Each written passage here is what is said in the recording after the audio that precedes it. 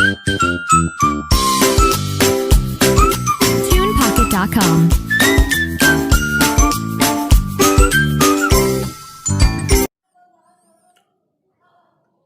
Hello friends, welcome to my channel. Today we start new session of chapter number 2, polynomial, lecture number 9. This video is for English medium student as well as Gujarati medium. Can also use this video for their better knowledge. Here we start our exercise number 2.2. In previous lecture we already studied all the three methods which is totally based on this exercise, right? So here we start this exercise, right? Now the question number 1, find the zero of the following quadratic polynomials and verify the relation between the zeros and the coefficient. First of all we have to find the zeros, right? तो ये polynomials जो है quadratic polynomials, उसके अंदर zero आप find out कैसे करते थे फ्रेंड्स? तो ये जो पॉलिनोमियल्स है आपकी p of x which is x square minus 2x minus 8 is equal to 0 से असाइन कर लो, right? Now by using middle term splitting method we use here the coefficient of x square is always 1 into minus 8, that means minus उसका answer होगा minus 8 होगा. अब 8 जो है उसके फैक्टर्स कौन से होंगे? एक तो 1 और 8 होंगे, 2 एंड 4 होंगे, राइट? अब दो नंबर्स जो है उनका मल्टीप्लीकेशन नेगेटिव का होता है, जब एक नंबर प्लस होगा और दूसरा नंबर माइनस होगा. उसका मतलब ये हुआ कि दो नंबर्स जो हो रहे हैं यहाँ पर एक नंबर पॉजिटिव लेना है और दूसरा नंबर नेगेटिव लेना है, राइट? सपोज -1 है, यहाँ पर 1 है, उसको माइनस ले लो, 8 को प्लस लेंगे तो 8 माइनस 1 7 हो जाएगा. या तो 8 को माइनस ले लो और 1 को प्लस लेंगे तो -7 होगा. लेकिन जो हमारा मिडिल टर्म जो हमें चाहिए वो हमें नहीं मिल रहा है. दैट मीन्स ये 1 एंड 8 की जो फैक्टर्स जो थे वो हम कैंसिल कर रहे हैं. अब आपके पास दो फैक्टर हुए 2 एंड 4, राइट? अब दोनों में से कौन से फैक्टर को यहाँ पर प्लस ले कौन से नेगेटिव ले वो हमें मिडिल टर्म की साइन डिसाइड करेगी. यहाँ पर आपको क्या चाहिए? माइनस चाहिए. दैट मीन्स आपका जो बड़ा वाला नंबर जो होगा उसको माइनस ले लो और ये जो है उसको प्लस कर दो. तो उसके दो फैक्टर्स कौन से हुए friends?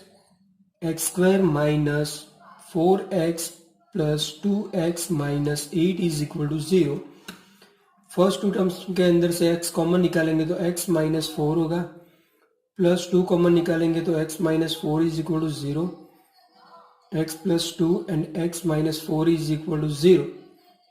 Therefore x plus 2 is equal to 0 and x minus 4 is equal to 0. Therefore, x is equal to minus 2 and x is equal to 4. That means this one is your alpha, this one is your beta. Now, here we have to verify the relation between the zeros and coefficients, right? So first of all, we find here sum of zeros is equal to alpha plus beta.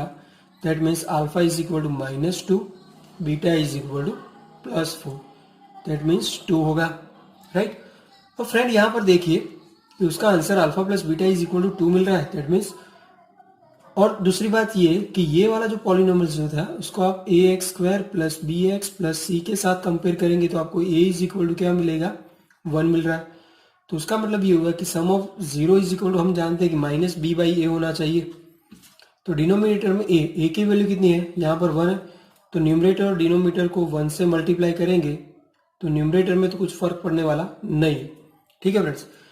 अब आप देखो ए is equal to क्या हुआ? 1 हुआ. B is equal to क्या है यहाँ पर? -2 and c is equal to your -8. ये वैल्यू आपको पता है. अब b इज इक्वल टू आपको -2 चाहिए. अब ये +2 है, उसको मैं कुछ ऐसे लिख सकता हूँ, 2 टाइम्स माइनस कर दूंगा तो चलेगा? बिल्कुल चलेगा. माइनस तो एज इट इज रख दो. -2 किसकी वैल्यू है? b की वैल्यू -2 है, तो -b और 1 किसकी वैल्यू है? a की. लेकिन ये वाले b क्या था? तो कोएफिशिएंट ऑफ x. तो यहां पर लिखेंगे coefficient of x divide bye a क्या है?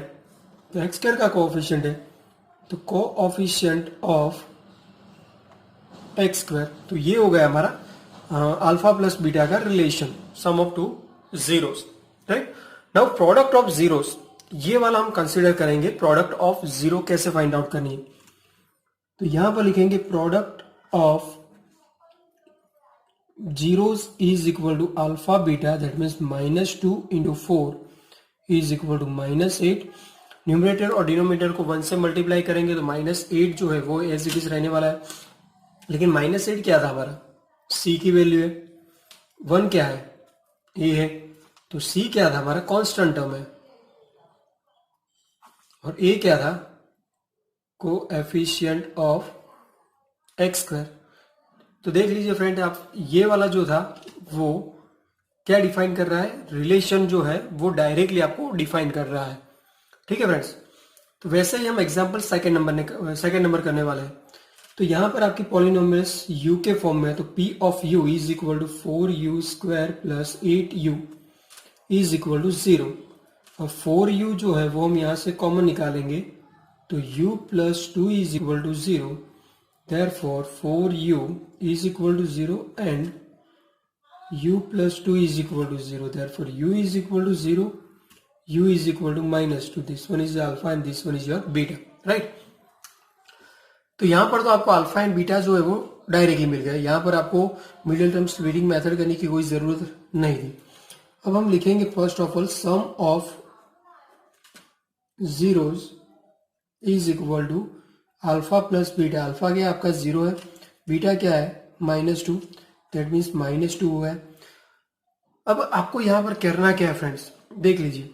आपको यहां पर यू स्क्वायर जो है उसका कोफिशिएंट क्या है 4 है. तो आप पता है कि sum of zero is equal -b by a होगा. अब ये जो है उसको हम ax square plus bx plus c के साथ कंपेयर करेंगे.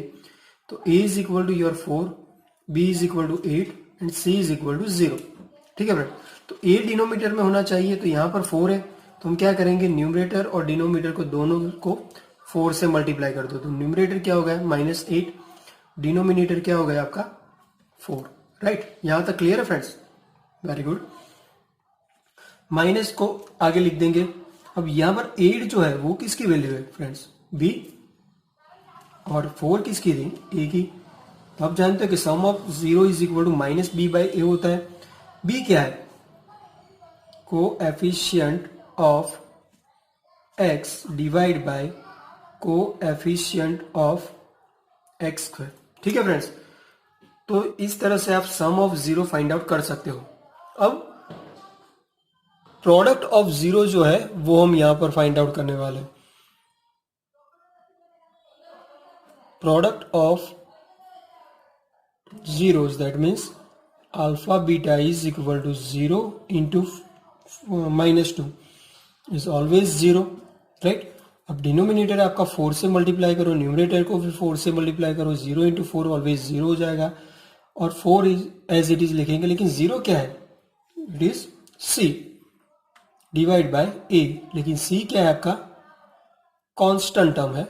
और a क्या है आपका, कोएफिशिएंट ऑफ एक्स स्क्वायर. ठीक है फ्रेंड्स. तो इस प्रकार आप ये दो एग्जाम्पल जैसे अपने सॉल्व किए वैसे एग्जाम्पल्स बाकी के दो हम सॉल्व करने वाले हैं. अब यहाँ पर आपको middle term splitting method use करनी पड़ेगी. +15 इज इक्वल टू 0. अब 15 के दो फैक्टर्स फाइंड आउट करने आपको. तो कौन से होंगे फैक्टर्स, एक तो 3 एंड 5 होंगे. अब दोनों को आपको प्लस में लेना पड़ेगा क्योंकि आपको मिडिल टर्म प्लस में चाहिए. ठीक है फ्रेंड्स. तो एक्स स्क्वायर प्लस दो factors 3x plus 5x plus 15 is equal to 0. x common निकालेंगे तो x प्लस 3, 5 कॉमन निकालेंगे तो x plus 3 is equal to 0. Therefore x plus 3 and x plus 5 is equal to 0. ठीक है friends. तो यहां पर आपका क्या होगा कि x plus 3 is equal to 0 and x plus 5 is equal to, so x is equal to -3, x is equal to -5.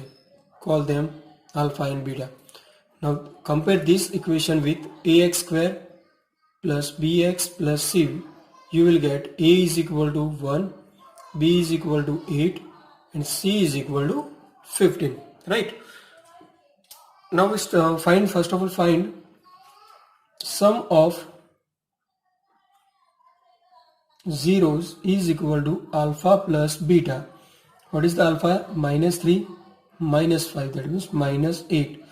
यहाँ पर a is equal to 1 है तो डिनोमिनेटर में डायरेक्टली 1 लिख दो, लेकिन यहाँ पर a जो है उसकी वैल्यू माइनस जो है वो 8 किसकी वैल्यू थी? b थी, तो b और a इज इक्वल टू क्या हुआ? माइनस b कौन क्या था आपका? Coefficient of x divide by coefficient of x square. ठीक है फ्रेंड्स। अब सेकंड जो था product of zeros alpha beta. what is alpha? -3 beta -5, minus minus plus हो जाएगा, डिनोमिनेटर में 1 है, that means c by A. c आपका क्या था? 15 था, a इज इक्वल टू 1 था, तो e is equal to constant divide by coefficient of x square, alpha beta हो गया आपका फ्रेंड्स। ठीक है फ्रेंड्स, तो ये 3 एग्जांपल्स जो ऐसे हमने सॉल्व किए हैं, वैसे ये दूसरा भी एग्जांपल हम सॉल्व कर रहे हैं यहाँ पर फ्रेंड्स। ये तो फर्स्ट एंड सेकंड जो एग्जांपल जो थे आपकी टेक्स्ट बुक एनसीईआरटी के जो टेक्स्ट बुक है उसमें से लिए, ये जो है वो कुछ एक्स्ट्रा एग्जांपल्स है, राइट। लेकिन मेथड तो वही है फ्रेंड्स।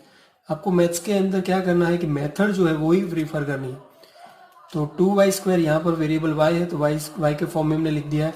अब यहाँ पर 2 and -6 का मल्टीप्लीकेशन होगा -12। -12 जो है उसके तो फैक्टर्स फाइंड आउट करेंगे, तो 1 into 12 भी होता है, 2 into 6 भी होता है, 6 भी होता है, 3 into 4 भी होता है फ्रेंड्स, राइट। अब इन तीनों में से कौन सा कंसिडर करना है वो हमें डिसाइड करना है। अब यहाँ पर मल्टीप्लीकेशन माइनस में है, तो उसका मतलब कि दोनों नंबर में से एक नंबर प्लस लेंगे और दूसरा नंबर माइनस लेंगे। अब इन दोनों को कंसिडर करें हम, तो या तो उसका आंसर 11 होगा या तो -11 होगा, तो लेकिन ये वाला पॉसिबल नहीं है।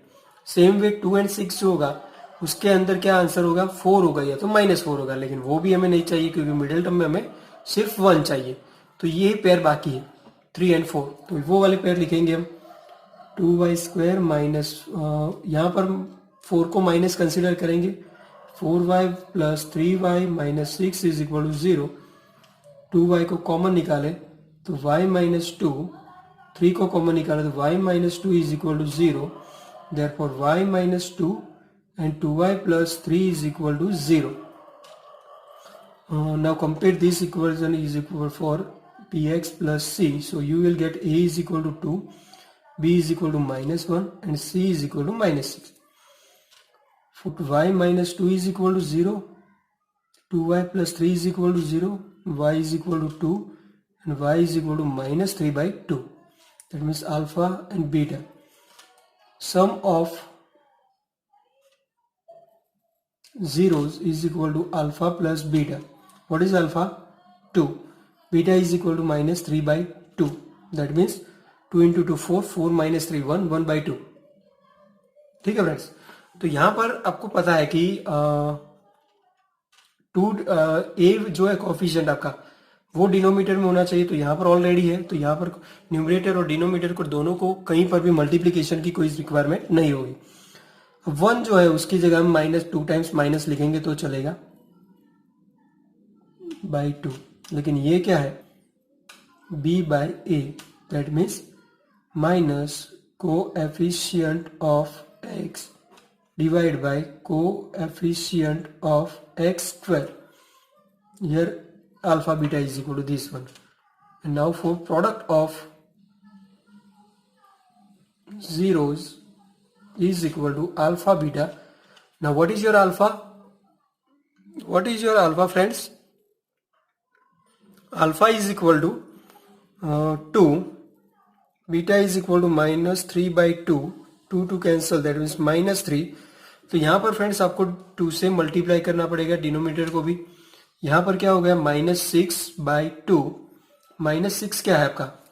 c और a is equal to constant divide by coefficient of x square, क्या है आपकी?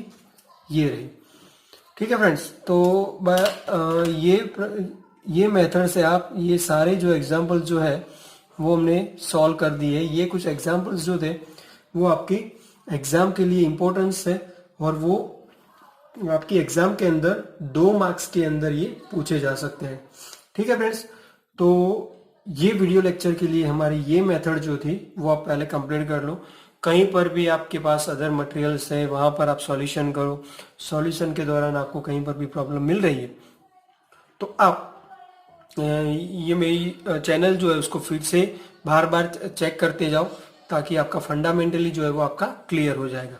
ठीक है फ्रेंड्स, एंड प्लीज मेरी चैनल को सब्सक्राइब करना मत भूलिएगा और प्रेस ऑन बेल आइकॉन, क्योंकि हमारी नोटिफिकेशन जो मैं यहाँ से वीडियो अपलोड करता रहूँगा तो आपको वो नोटिफिकेशन मिलती जाएगी, ताकि आपका जो लॉकडाउन के टाइम पे जो आपका जो टाइम स्पेंड हो रहा है वो प्रॉपरली आपका यूटिलाइजेशन हो जाएगा। ठीक है friends, thanks for watching my video.